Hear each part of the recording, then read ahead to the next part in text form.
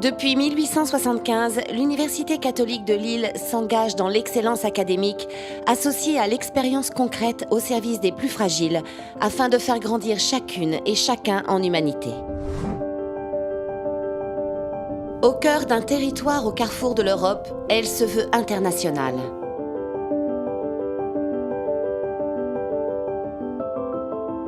L'Université catholique de Lille est un établissement pluridisciplinaire unique en France par son interaction constante avec le tissu économique de son territoire. En faisant tomber les barrières entre les disciplines et en s'ouvrant à l'entreprise, elle crée, grâce à l'implication de son personnel, le terreau d'une innovation et d'une recherche au service des étudiants et de la société.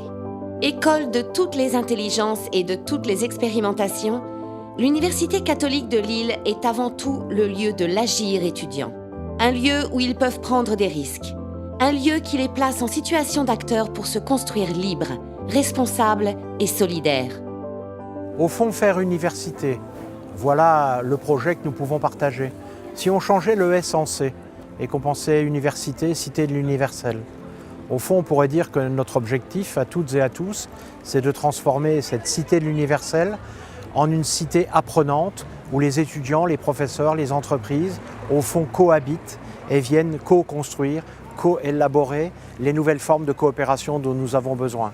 Coopération entre les hommes et les femmes, coopération avec les machines, coopération aussi avec la nature. Car nous sortons de toute évidence d'une ère qui a vu les hommes réduire la nature, utiliser les ressources comme si elles étaient au fond inépuisables, et nous devons rentrer dans cette nouvelle ère, l'ère de la coopération, l'ère de la régénération, et nous avons donc à inventer tous les modes sur le plan social et sur le plan technique, nous permettant de recréer ce monde autrement. Notre ambition, c'est donc que cette université, cité de l'universel, soit le lieu, le territoire habité par tous nos acteurs, où ils apprennent en marchant à créer ce nouveau monde. Ce que nous avons voulu par la réalisation de ce film, c'est vous permettre, par les illustrations, au fond de comprendre le chemin que nous avons engagé avec une grande partie des partenaires de cette université, un chemin pour faire de notre campus un écosystème innovant, une cité de la reconstruction du monde qui vient.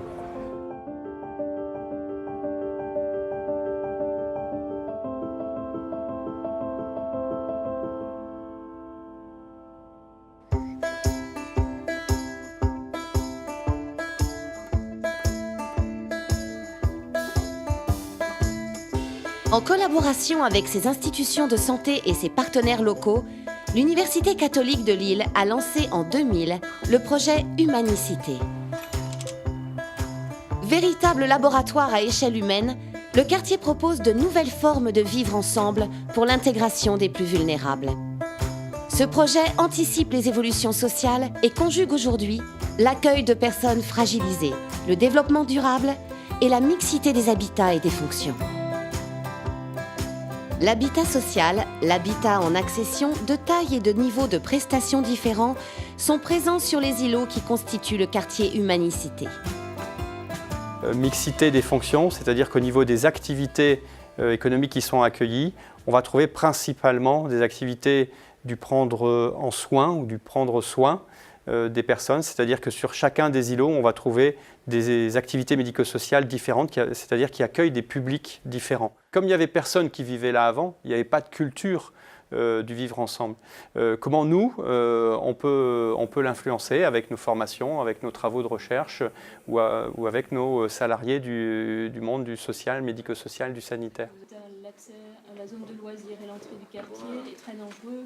La Catho de Lille s'est engagée dans ce quartier Humanicité de deux manières. La première manière, ça a été de réfléchir et d'accompagner la construction, l'émergence des immeubles, des rues, des espaces publics.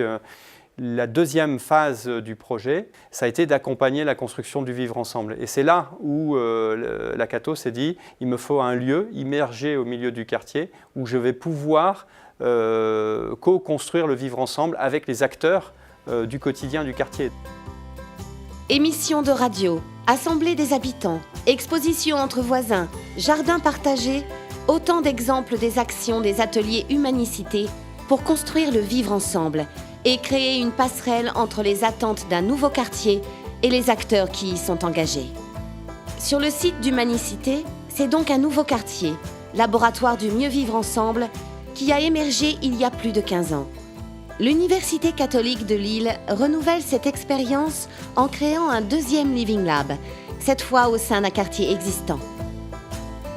Sur ce site de Saint-Antoine, et à partir de l'EHPAD Saint-Antoine, nous souhaitons développer un quartier de tous les âges qui fasse droit au mieux vivre ensemble à différents âges de la vie.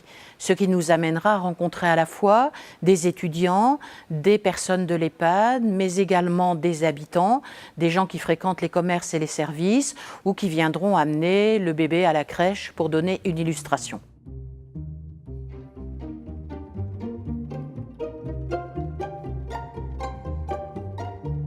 Tour à tour asile, maison de retraite, centre d'hébergement d'urgence puis hôpital pour enfants, l'EHPAD Saint-Antoine de Padoue entame une nouvelle histoire. Livré en octobre 2017, l'établissement pour personnes âgées dépendantes constitue le premier îlot du deuxième Living Lab lancé par l'Université catholique de Lille.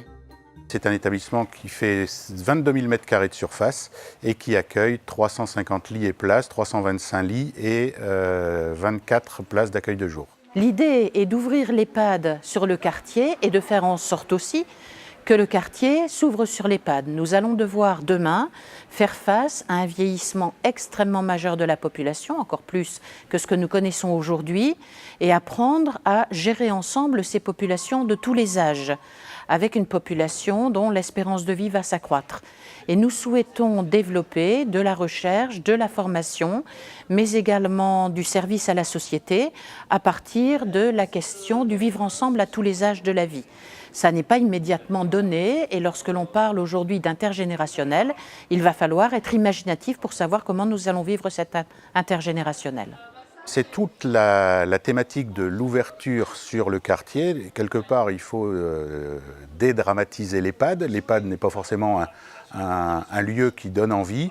Pour autant, ça reste un lieu de vie, même s'il est de fin de vie.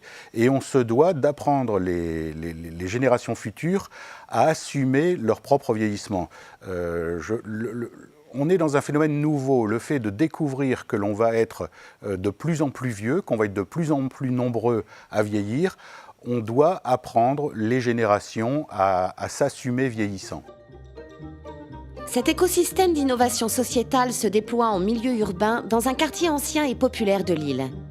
Un quartier en complète restructuration qui accompagnera et sera porté par le développement du Living Lab.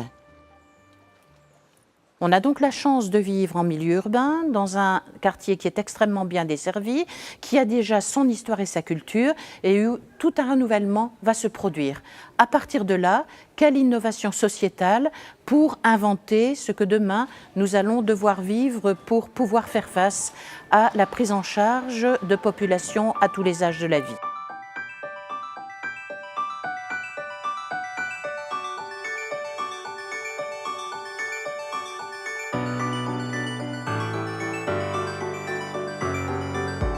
L'innovation au service du renouvellement, pour proposer de nouvelles formes de vivre ensemble et pour créer de nouvelles manières d'apprendre et de travailler.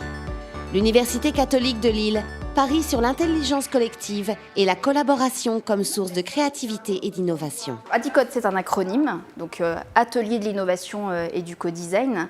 C'est un acronyme qu'on a trouvé en 2012. On mobilise l'intelligence collective, la créativité, le prototypage rapide, tous ces leviers qu'on trouve en fait dans les écosystèmes innovants de l'Université catholique de Lille. Ici, on le trouve plutôt au service de l'innovation tournée technologie, alors pas seulement, parce qu'on fait aussi du design de services et du design de produits qui ne sont pas forcément technologiques, mais on est dans, en tout cas, l'émergence de nouveautés, de concepts innovants qu'on travaille avec les étudiants de INCREA Hauts-de-France, qui travaillent en équipe pluridisciplinaire sur la base de sujets réels d'innovation qui sont confiés par des entreprises.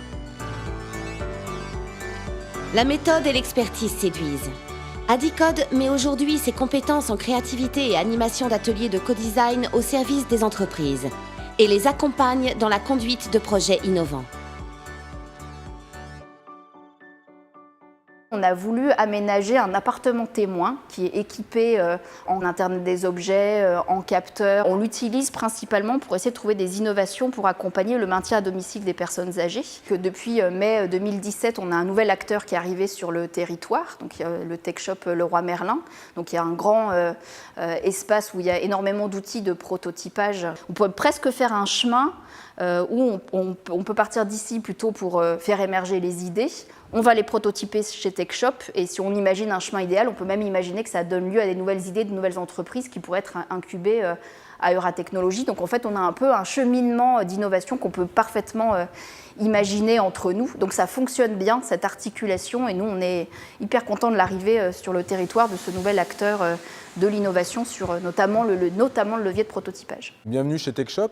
Tech Shop, c'est un immense atelier de fabrication qui est ouvert à tous. C'est le plus grand makerspace d'Europe. C'est très grand, 2400 m². Et ici, on peut à peu près tout fabriquer. On a 10 ateliers, donc couture, impression 3D, reprographie. On peut travailler le métal, on peut travailler le bois. Voilà, on a à peu près 150 machines en fait, qui sont mises à disposition de tous.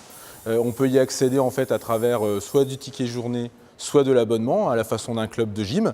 Et on a ici en fait 10 coachs qui sont là pour vous aider dans la mise en œuvre de vos projets. Voilà, c'est ça Tech Shop. C'est une belle communauté aussi de membres, d'étudiants, de start-upers, de porteurs de projets, de demandeurs d'emploi aussi, de gens qui viennent dans le cadre de leurs loisirs et qui viennent ici pour fabriquer, mais aussi pour partager entre eux. Voilà, c'est une ambiance aussi très sympa, ici le Tech Shop de Lille.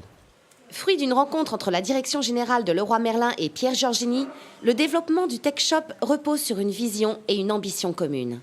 C'était la représentation et l'illustration parfaite de ce que nous appelons tête, cœur, main. Et là, on est vraiment dans le faire et dans la production. l'ICAM Lille, au travers aussi de son école de production, s'est montré extrêmement intéressé pour travailler et développer des écosystèmes collaboratifs ensemble avec le Tech Shop.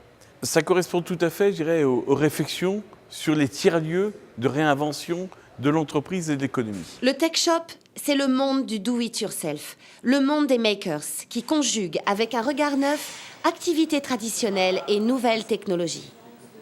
Il est accessible aux étudiants et devient partie intégrante de nouveaux projets pédagogiques des établissements de l'Université catholique de Lille.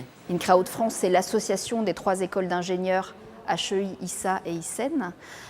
Et en fait, on vient de lancer une nouvelle formation à destination des bacheliers avec une nouvelle façon d'intégrer des études d'ingénieurs avec un cursus de formation qui dure 2 années pendant lequel on va proposer aux étudiants une autre façon d'arriver dans les écoles d'ingénieurs un peu différente des classes préparatoires scientifiques avec l'idée de leur permettre d'aborder des savoirs scientifiques d'une façon assez concrète.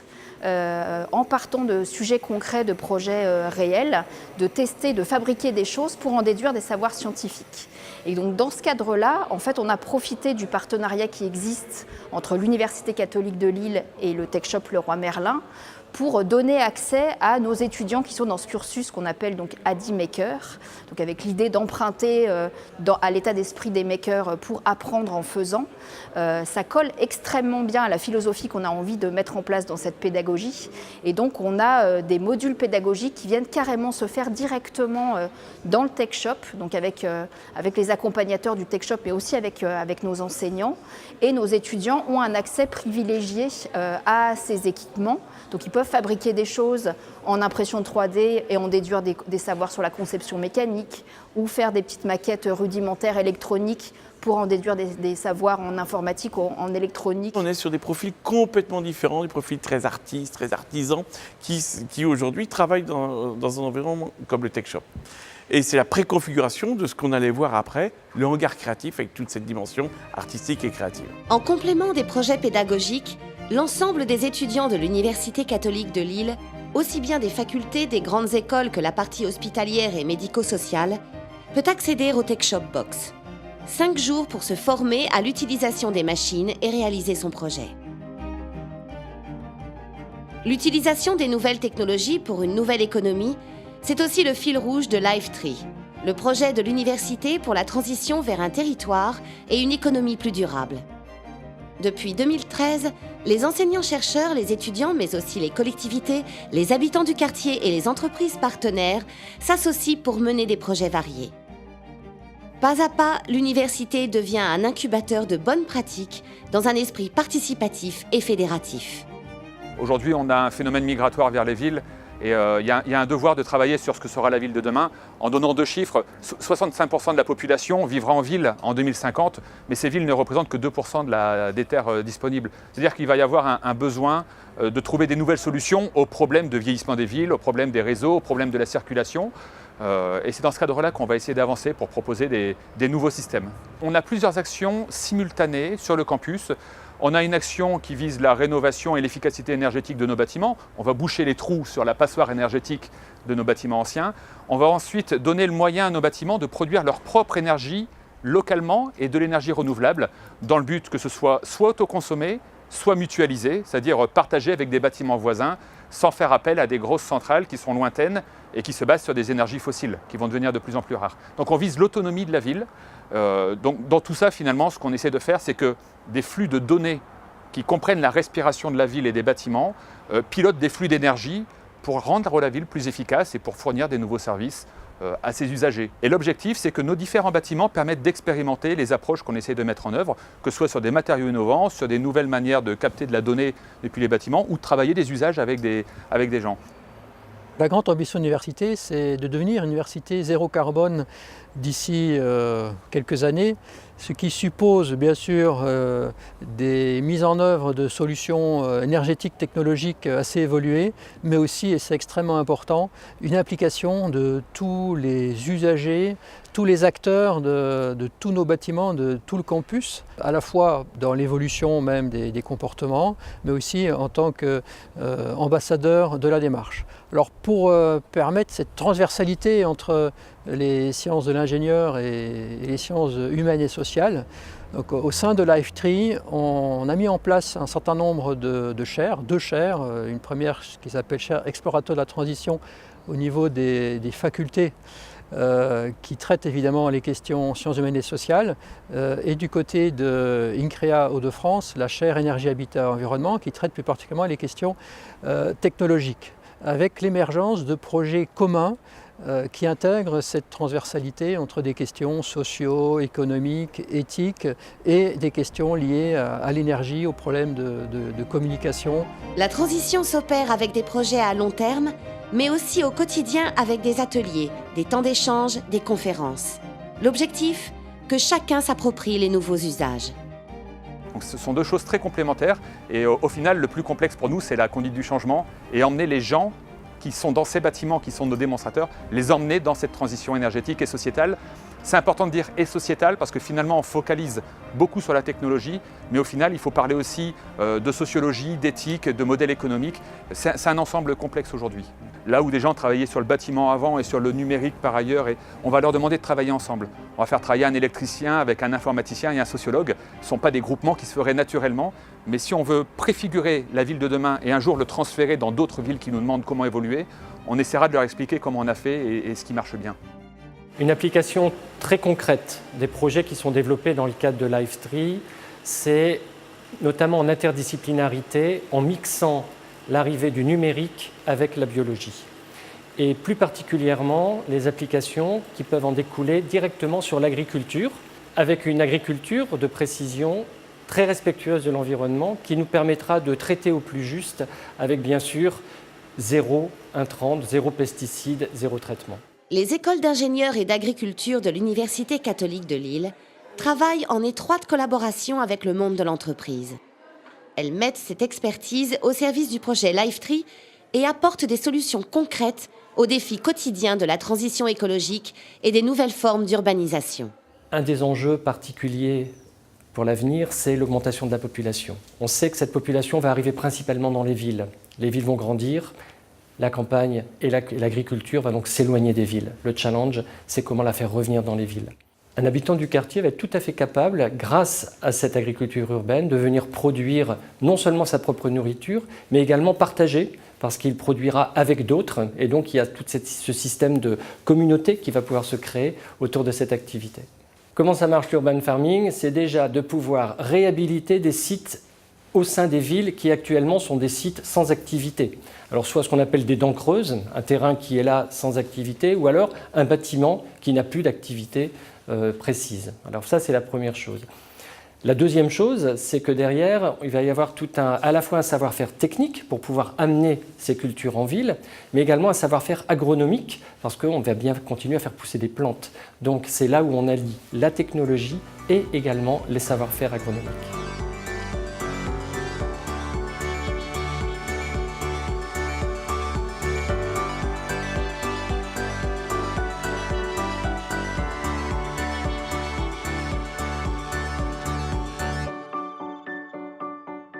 Alors, Hémisphère est une plateforme de design thinking.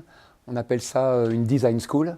Donc, ce n'est pas une école de design, mais un endroit où on s'intéresse à l'innovation, en l'abordant par l'inspiration, la créativité, l'expérimentation, pour aboutir à l'innovation.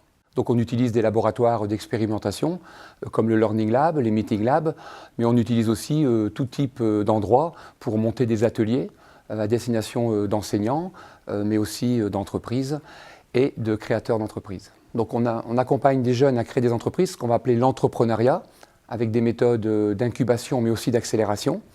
Elles s'intéressent à l'intrapreneuriat, donc des projets d'entreprise menés par des salariés, par des cadres au sein de leur entreprise, cette entreprise pouvant être une faculté ou une école d'ailleurs. Hémisphère s'intéresse à l'innovation pédagogique, dans le sens les rapports entre les experts, les sachants et les apprenants. Donc cette innovation pédagogique, elle peut être déclinée dans le cadre d'exercices ou d'ateliers avec des enseignants, mais aussi avec des cadres, des managers, des directeurs d'unités. Et enfin, Hémisphère a une vocation aussi d'étude, d'expertise. Donc elle s'intéresse à la prospective régionale et internationale qui étudie les écosystèmes innovants.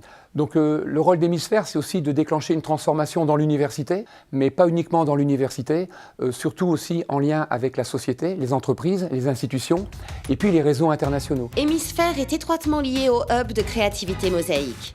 Lieu de partage d'idées, ce réseau contribue au dynamisme de la Design School par son maillage international d'entreprises et d'universités.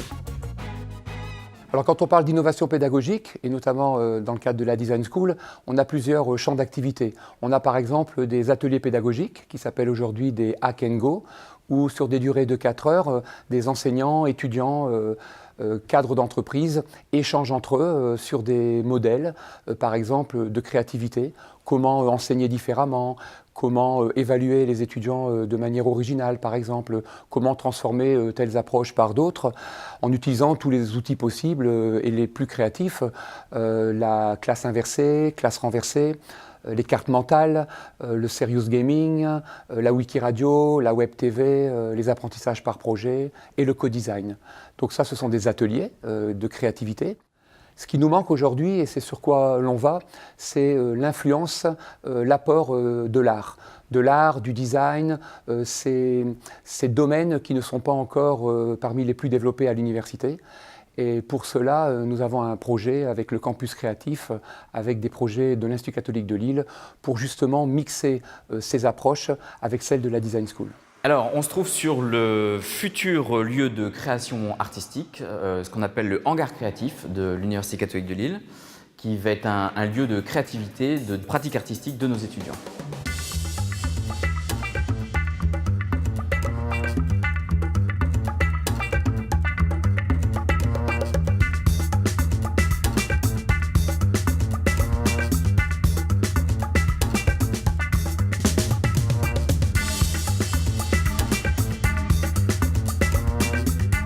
Alors c'est l'ambition de l'université qui est déjà aujourd'hui reconnue comme un établissement d'excellence de l'enseignement supérieur. Son ambition aujourd'hui, c'est d'être reconnu comme un campus de créativité, de création. Il va y avoir ce qu'on appelle les arts majeurs, de la peinture, de la sculpture, du dessin. Il va y avoir également de la céramique, de la danse, du théâtre, de la musique, de la création olfactive. Vraiment, il n'y aura aucune limite à la créativité. On a un partenariat donc avec l'université Hope de Liverpool et effectivement, sans copier mais en s'en inspirant, l'idée c'est de mailler les disciplines et de faire en sorte que tous les étudiants puissent se croiser dans la pratique, la créativité, telle qu'ils le font effectivement sur les campus anglo-saxons. On est convaincu que comme il existe plusieurs formes d'intelligence, il existe en chaque individu une forme d'artiste. La première démarche n'est pas d'ouvrir une formation artistique, mais justement de donner la possibilité à chaque étudiant qui étudie le droit, la médecine ou les lettres de pouvoir pratiquer et développer une créativité. Au premier abord, il va falloir effectivement un encadrement d'un enseignant, d'un praticien plus ou moins professionnel, aguerri, pour pouvoir acquérir les techniques. Mais la deuxième ambition, c'est que ce lieu devienne un lieu de vie où chaque artiste en puissance à l'échelle de nos étudiants puisse venir s'exprimer quand il le veut, quelles que soient les contraintes horaires, et du coup un accès libre à ce lieu. Et dans ces murs ou en dehors, le campus créatif prend forme. Nous sommes ici sur la pleine image, chez Pôle 3D. L'école forme au métier du jeu vidéo, du film d'animation 2D et 3D. Et depuis le 10 juillet, nous avons intégré l'Université catholique de Lille, avec évidemment toutes nos unités liées au contenu, ce qui nous permet de rejoindre le campus créatif, d'y apporter notre pierre à l'édifice et bien entendu de nous connecter avec les différentes entités, facultés, universités, écoles, grandes écoles et la maison des chercheurs, l'Anthropolab. Les projets qui vous ont été présentés dans ce film ont pour fil rouge plus ou moins explicite la recherche. Et on a la chance dans cette université de pouvoir rencontrer indifféremment un théologien, un juriste, un psychologue, un ingénieur, que sais-je. Et un enjeu pour nous, un fort enjeu de différenciation, c'est d'être capable de les faire travailler ensemble. Et à cette fin a été créée la Maison des chercheurs des facultés de l'Université catholique de Lille. Alors la Maison des chercheurs, fondamentalement, ce sont des mètres carrés équipés, si j'ose dire, dont la principale finalité, c'est ça, c'est aller faire se rencontrer des chercheurs qui d'ordinaire ne se rencontreraient pas, avec ce pari que l'on retrouve souvent dans nos murs, qui est que l'innovation va se nicher au cœur des rencontres improbables. La Maison des chercheurs héberge également un laboratoire de recherche labellisé Équipe d'accueil par le ministère français de l'Enseignement supérieur et de la Recherche. Il répond au nom d'Ethics pour Experiment, Transhumanism, Human Interactions, Care and Society.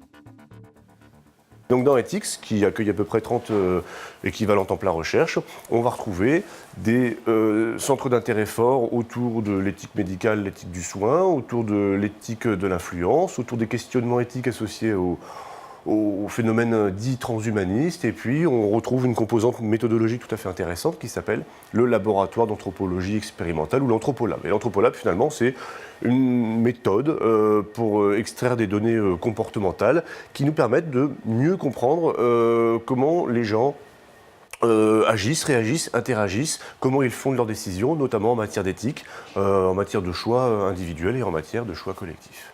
On voit bien les perspectives offertes par l'Anthropolab pour monter des projets en communication expérimentale avec l'ISTC, en pédagogie expérimentale avec Espace Estis ou avec l'ICAM, et cette capacité que l'on a à mêler éthique et approche expérimentale pour emporter de grands appels à projets. Je pense au projet éphémère dans le cadre de l'appel de l'ANR avec l'EDEC et avec l'IESEG. Si j'ai souhaité enregistrer ces quelques mots de conclusion au cœur des jardins de la faculté de médecine, c'est parce que je pense qu'ils ont une portée symbolique.